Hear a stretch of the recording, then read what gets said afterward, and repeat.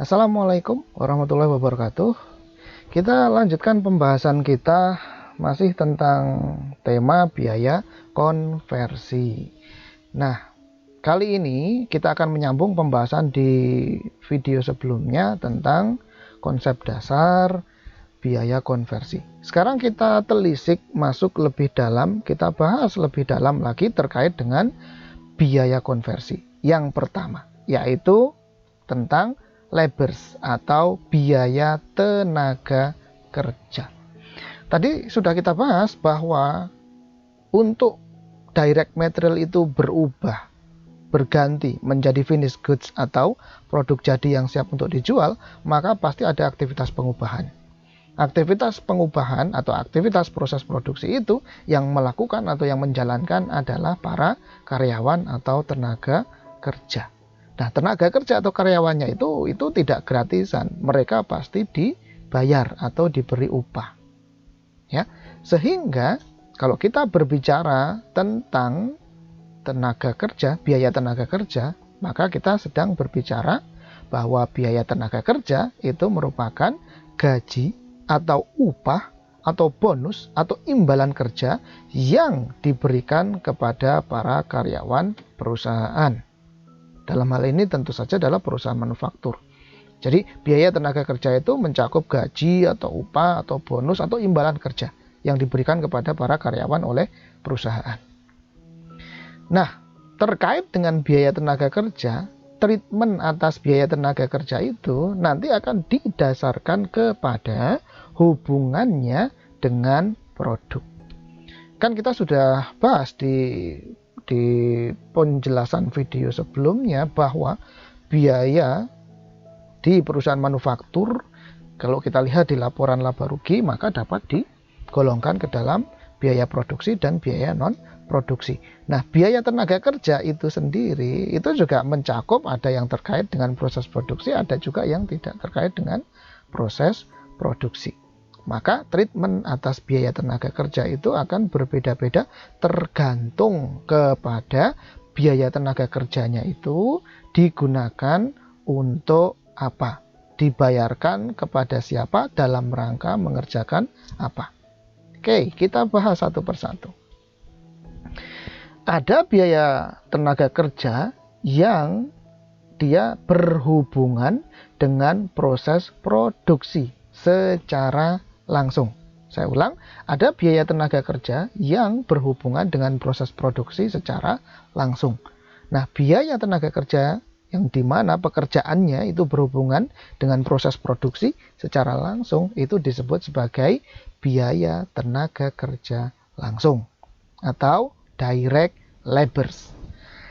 Nah, ciri-ciri dari direct labors itu adalah bahwa biaya yang dibayarkan itu pasti terkait atau berhubungan dengan produk jadi. Oke ya, jadi biaya yang dibayarkan dalam rangka atau berhubungan dengan proses produksi, mengubah raw material menjadi finished goods. Kemudian biaya tenaga kerja langsung ini dapat ditelusuri dengan mudah ke produk jadi. Misalkan ada karyawan perusahaan, ada tukang kayu, ahli membuat meja, kursi gitu ya. Nah, tukang kayu itu kan dibayar. Nah, bayaran atau upah yang diberikan kepada tukang kayu itu pasti merupakan biaya tenaga kerja langsung. Kenapa? Berhubungan dengan produk jadi dan dapat ditelusuri dengan mudah. Lo dicatati. Misalkan ada karyawan yang hari ini karyawannya berhasil membuat 1 unit kursi. Nah, 1 unit kursi bayarannya berapa? Dicatat, gampang. Kemudian hari berikutnya membuat 1 unit meja. Oke, 1 unit meja dicatat. Ada catatannya semua lengkap. Mudah ditelusuri ke produk jadi. Kemudian jumlah porsi biaya tenaga kerjanya besar. Jadi kalau kita lihat di pabrik gitu ya, di pabrik itu kan ada namanya karyawan tenaga kerja, dan kemudian ada yang dia itu mandor atau pengawas gitu ya. Keduanya sama-sama diberikan gaji atau upah, namun sifatnya berbeda. Kalau karyawan tukang kayu tadi itu dia jelas langsung hubungannya dengan produk yang dihasilkan, meja, kursi, kayu. Tapi kalau mandor atau pengawas, kalau ditanya, Pak Mandor, kamu terkait enggak dengan proses produksi? Oh ya, saya terkait. Saya mengecek apakah meja dan kursi yang dibuat itu sudah memenuhi standar kualitas yang dipersyaratkan oleh perusahaan, kan gitu. Tapi kalau ditanya, mana jejak peninggalanmu, hasil kerjamu, jejaknya di meja atau kursi itu gimana? Ada enggak jejaknya? Maka mandor akan menjawab, oh ya susah, wong saya tidak motong kayu, saya tidak mengecat meja dan kursi, saya tidak merangkai meja dan kursi, sulit untuk ditelusuri. Beda dengan si tukang kayu tadi, yang ketika dia yang motong dia, yang ngerakit dia, yang ngecat dia, kan gitu. Nah itu langsung kelihatan, dapat ditelusuri di meja atau kursi kayu. Dan pasti upahnya tukang kayu dengan mandor itu lebih besar upahnya tukang kayu. Maksudnya gimana loh Pak? Kok bisa lebih besar? Lah tadi sebagai contoh, misalkan 1 unit meja yang dibuat itu upahnya katakanlah misalkan 200.000. Nah kalau mandor itu kan nggak kemudian setiap meja dimandori itu diupah 1 juta, enggak demikian. Dia dibayar misalkan 500.000, tapi dia untuk mandorin sebanyak 100 unit meja misalkan, kan nanti jadinya kecil ya, biayanya si mandor itu lebih kecil. Porsi yang besarnya adalah porsi biaya tenaga kerja langsung si tukang kayu tadi. Oke ya. Nah ini yang pertama, biaya tenaga kerja langsung, yaitu biaya yang berhubungan dengan proses produksi secara langsung. Ada juga biaya yang berhubungan dengan proses produksi, namun hubungannya itu secara tidak langsung. Nah, yang kayak begini ini disebut sebagai biaya tenaga kerja tidak langsung atau indirect labor. Saya singkat IL. Kalau direct labor saya singkat DL, indirect labor saya singkat IL. Nah, indirect labor itu karakteristiknya berhubungan atau terkait dengan produk jadi, ya jelas. Tidak dapat ditelusuri dengan mudah ke produk jadi. Seperti tadi upah mandor tadi. Bekasnya di meja, kursi, bekas kegiatan atau aktivitas dia sulit dilacak. Kemudian jumlah porsi biaya tenaga kerjanya relatif lebih kecil kayak si mandor tadi. Dia mandorin untuk dalam 1 bulan itu untuk 500 meja, unit meja dan kursi. Nah, sementara upahnya si tukang tadi untuk per setiap 1 unit meja atau kursi yang dibuat. Tentu saja porsi biayanya si mandor dan si tukang kayu itu di dalam meja atau kursi itu jelas lebih besaran si tukang kayu porsinya. Oke, dapat dipahami ya sampai sini ya. Jadi ada direct labor, ada indirect labor. DL dan IL ini terkait dengan proses produksi. Nah, kemudian ada biaya yang tidak terkait dengan proses produksi, biaya tenaga kerja yang tidak terkait dengan proses produksi, yaitu tentu saja nanti masuk ke biaya komersial kan gitu, yaitu ada biaya tenaga kerja untuk tenaga pemasar atau sales person. Nah, ini tidak berhubungan dengan proses produksi. Loh Pak, kok tidak berhubungan dengan proses produksi? Lah iya, kan produknya atau barangnya kan sudah jadi, tinggal dijual aja. Kalau produknya sudah jadi berarti proses produksinya sudah selesai, nggak memerlukan tambahan biaya lagi kan gitu ya. Nah ini adalah biaya tenaga kerja untuk salesperson atau tenaga pemasar. Ini merupakan biaya komersial, tidak berhubungan dengan proses produksi. Nah, ini biaya tenaga kerja untuk memasarkan atau menjual barang atau produk jadi. Berikutnya ada juga biaya tenaga kerja umum atau administrasi. Ini tidak berhubungan atau tidak terkait dengan proses produksi juga, namun punya kontribusi kepada perusahaan. Nah, contohnya adalah biaya tenaga kerja admin, tenaga admin dan umum untuk menjalankan unit bisnis. Contohnya apa? Misalkan cleaning service gitu, misalkan satu perusahaan misalkan dia punya tenaga kerja, tetapi tenaga kerjanya itu tidak terlibat dalam proses produksi, tetapi dia itu hanya sebagai OB, dia membersihkan peralatan, membersihkan ruangan kerja, nyirami tanaman gitu ya. Nah, itu merupakan tenaga kerja umum. Ada juga yang tenaga kerjanya itu yang ngurusi pembukuannya, ngurusi administrasi perusahaan. Nah, itu tenaga admin. Nah, gajinya atau upah yang diberikan kepada tenaga admin dan tenaga umum ini tergolong sebagai biaya komersial, yaitu biaya tenaga kerja umum atau administrasi. Nah, ini tidak terkait dengan proses produksi. Nggak ada kaitannya dengan proses produksi. Proses bersih-bersih, nyirami tanaman di taman gitu ya, itu nggak ada kaitannya dengan proses produksi. Sehingga biaya tenaga kerja untuk salesperson dan biaya tenaga kerja untuk umum dan administrasi ini dan admin ini tidak tergolong sebagai biaya produksi. Oke ya. Nah, jadi ada 4 penggolongan biaya tenaga kerja. Treatmentnya ada 4. Yaitu yang pertama terkait dengan proses produksi, dan yang kedua tidak terkait dengan proses produksi. Terkait dengan proses produksi ada direct labor dan ada indirect labor. Tidak terkait dengan proses produksi atau biaya masuk ke biaya komersial itu ada biaya untuk tenaga pemasar dan ada biaya untuk admin dan umum. Oke ya. Nah, jadi dapat kita simpulkan ya bahwa biaya tenaga kerja yang berhubungan dengan proses produksi itu akan menjadi bagian dari biaya produksi. Yaitu ada DL, direct labor, dan indirect labor. Direct labor itu namanya DL. Kemudian biaya tenaga kerja tidak langsung atau indirect labor itu nanti akan dicatat sebagai FOH, factory overhead atau biaya overhead. Oke. Nah, biaya tenaga kerja yang tidak berhubungan dengan proses produksi itu nanti akan menjadi bagian dari biaya komersial. Nah, biaya komersial ini yang terkait dengan tenaga kerja ini meliputi atau mencakup biaya tenaga kerja untuk salesperson, masuk ke beban marketing namanya, dan ada biaya tenaga kerja untuk tenaga admin dan umum, masuk ke beban administrasi dan umum. Paham ya? Nah, berikutnya. Tadi kan sudah kita pahami ya bahwa karyawan atau tukang atau tenaga kerja yang ada di satu perusahaan manufaktur itu pasti tidak gratisan. Pasti mereka diberikan upah atau gaji atau salary atau imbalan kerja. Nah, kalau kita lihat basis atau dasar untuk pemberian upah kepada para karyawan itu ada yang basisnya bersifat variabel, ada yang basisnya bersifat tetap. Basis variabel maksudnya bagaimana, Pak? Basis variabel, penggajian yang menggunakan basis variabel itu artinya dia berdasarkan jumlah produk yang dibuat.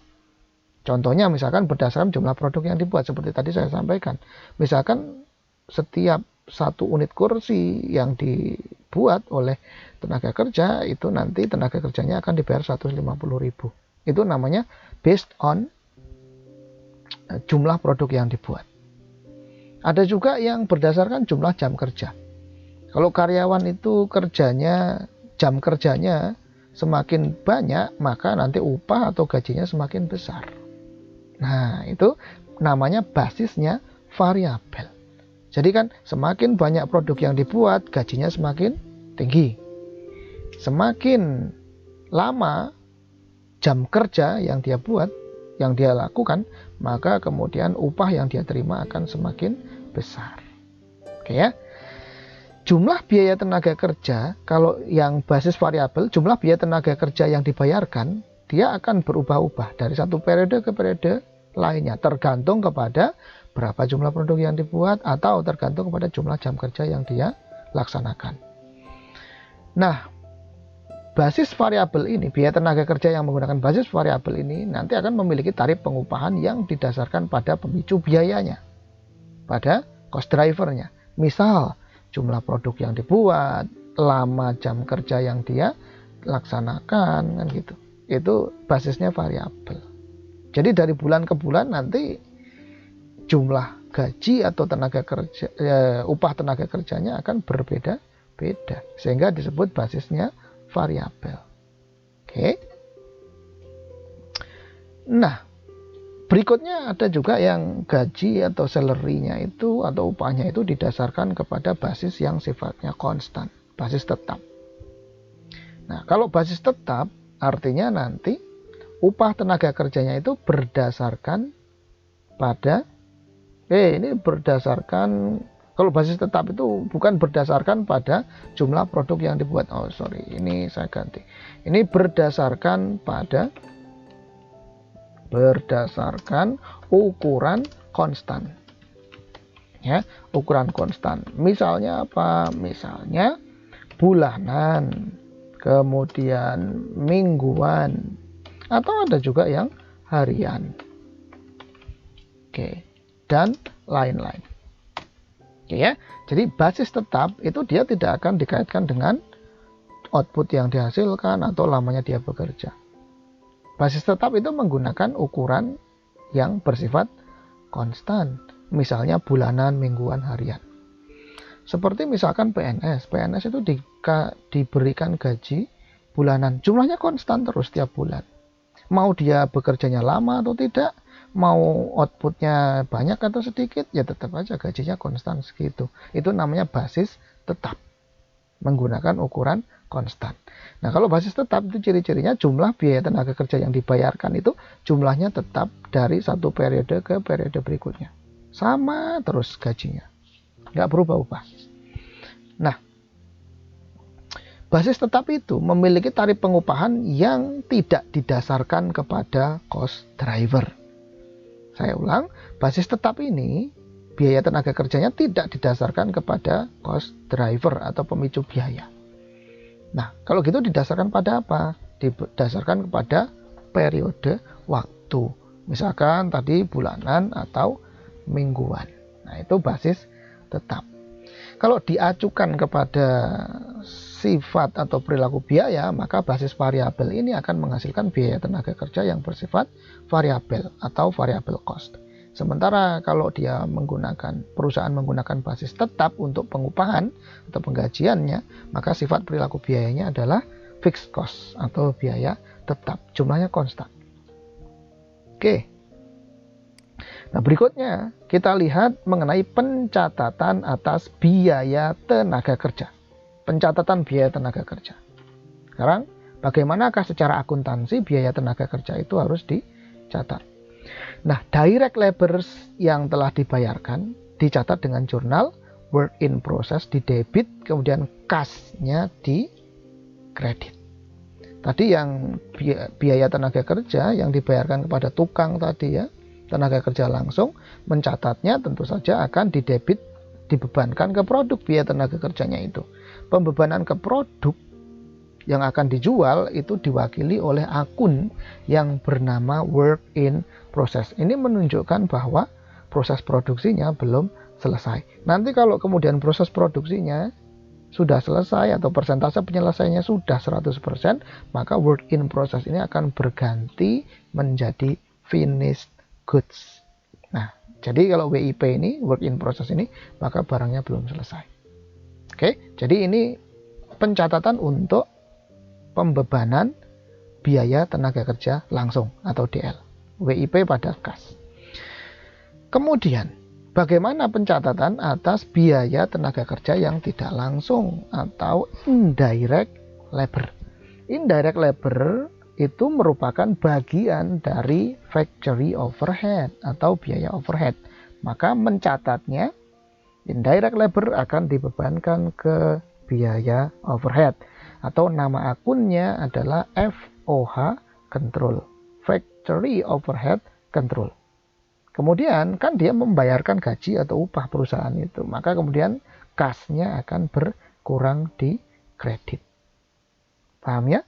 Kemudian nanti FOH Control ini kan harus dibebankan ke produk, tidak boleh tidak. Loh Pak, kenapa kok harus dibebankan ke produk? Lah ini kan terkait dengan proses produksi, menghasilkan produk. Maka FOH Control ini harus dibebankan ke produk. Kalau dia harus dibebankan ke produk, maka kemudian ada jurnal berikutnya. Satu paket ini ya. Jurnal berikutnya adalah dibebankanlah FOH Control ini ke work in process. Artinya work in processnya bertambah di debit. Kemudian sisi kreditnya ada FOH control, berkurang. Awal munculnya dicatat di sini ketika membayar, kemudian dibebankanlah pembayaran gaji indirect labor ini ke work in process, ke produk. Paham ya sampai di sini ya? Oke. Nah, kemudian biaya tenaga kerja yang non produksi, yaitu yang tadi biaya untuk salesperson dan biaya untuk tenaga admin, biaya gaji untuk tenaga umum ya. Nah, itu nanti mencatatnya simple, kalau itu gampang saja. Langsung dicatat kepada beban gaji, di debit, kasnya di kredit, selesai. Ya, karena ini tidak terkait dengan proses produksi.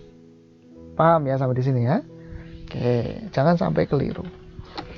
Nah, kita lihat sekarang contoh ilustrasinya. PT ABC di bulan Juni mencatat biaya tenaga kerja totalnya ada 100 juta rupiah. 50%-nya diberikan kepada tukang yang membuat atau menghasilkan produk. Kemudian 15%-nya dibayarkan mandor tukang dan quality checker, yang petugas yang pekerjaannya itu adalah mengecek apakah kualitasnya sudah bagus atau belum. Kemudian sebanyak 25% diperuntukkan bagi tenaga pemasar. Dan sisanya dibayarkan kepada tenaga administrasi dan umum. Berarti 10%. Oke ya, yaitu 100% minus 50% minus 15% minus lagi 25%. Nah, pertanyaan pertama, bagaimanakah perlakuan atas biaya tenaga kerja yang 100 juta ini? Oke, berarti kan harus kita breakdown. Breakdown tahap pertama adalah, oh ini masuk ke biaya produksi atau tidak. Breakdown kedua dirinci lagi, kalau biaya produksi masuk ke DL atau ke IL, kan gitu. Yang biaya komersial, nah ini masuk ke beban untuk tenaga pemasar atau marketing expense, ataukah masuk ke beban umum dan admin. Oke, berarti tinggal kita rinci saja. Direct labor-nya, DL-nya tentu saja adalah yang ini, diberikan kepada tukang yang membuat produk. Oh jelas kalau begitu ini direct labor. 50% dikalikan 100 juta sama dengan 50 juta. Kemudian diberikan kepada mandor 15%. Nah, mandor ini pasti merupakan indirect labor. Nah, kalau indirect labor maka dia akan masuk ke factory overhead atau FOH, yaitu 15% kali 100 juta sama dengan 15 juta. Kemudian beban gaji marketing 25% kali 100 juta sama dengan 25 juta. Dan selanjutnya beban gaji administrasi dan umum yang 10% ini, maka gajinya 10 juta. Nah, kalau ini total gaji yang dibayarkan, yang sudah dibayarkan oleh PT ABC adalah 100 juta rupiah. Paham ya sampai di sini ya? Oke. Pertanyaan berikutnya, berapakah biaya produksi yang berasal dari tenaga kerja? Biaya produksi yang berasal dari tenaga kerja. Kalau begitu biaya produksi yang berasal dari tenaga kerja itu maksudnya adalah direct labor dan indirect labor. Maka direct labornya 50 juta. Indirect labornya, ingat indirect labor masuk ke FOH, adalah 15 juta. Sehingga biaya produksi dari upah tenaga kerja adalah sebesar 65 juta. Nah, berikutnya, berapakah biaya komersial yang berasal dari tenaga kerja? Ya tinggal kita jumlahkan saja kalau begitu beban gaji marketing dan beban gaji admin dan umum, yaitu 25 ditambah 10 sama dengan 35 juta rupiah. Nah, sekarang bagaimana pencatatan akuntansinya? Bagaimana pencatatan akuntansinya? Ya, pencatatan akuntansinya simpel, cuma satu jurnal saja, yaitu debit ke work in process sebesar 50 juta. Loh Pak, ini debit ke work in process kok 50 juta yang mana Pak? Ingat bahwasanya work in process itu untuk membebankan biaya ke produk, berarti biaya produksi. Biaya produksi yang terkait dengan tenaga kerja, ya, biaya produksi yang terkait dengan tenaga kerja itu ada DL dan IL. DL itu akan masuk ke work in process secara langsung Dan kemudian IL itu akan masuk ke work in process, tapi akan mampir dulu menjadi FOH control. Oke, kalau begitu work in process-nya adalah yang ini, direct labor 50 juta. Kemudian FOH control-nya 15 juta di debit. Kemudian beban gaji marketing, ya, beban gaji marketing dan admin atau beban gaji komersial, saya ganti aja ini menjadi beban gaji gitu aja lah. Ya, beban gaji yang 35 juta ini adalah beban gaji marketing dan admin umum. Ya, 35 juta. Sehingga total pembayaran atau kas yang dibayarkan betul sebesar 100 juta. Kasnya berkurang sebesar 100 juta. Nah Pak, ini yang FOH controlnya ini dibebankan ke produk atau tidak Pak? Oh iya, ini nanti akan dibebankan ke produk. Jadi ini nanti FOH control ini akan dibebankan ke produk. Lanjutan jurnalnya adalah, belum saya tulis di situ ya. Lanjutan jurnalnya adalah begini. FOH control nanti akan di kredit. Oke, saya pindah dulu. FOH controlnya akan dikredit.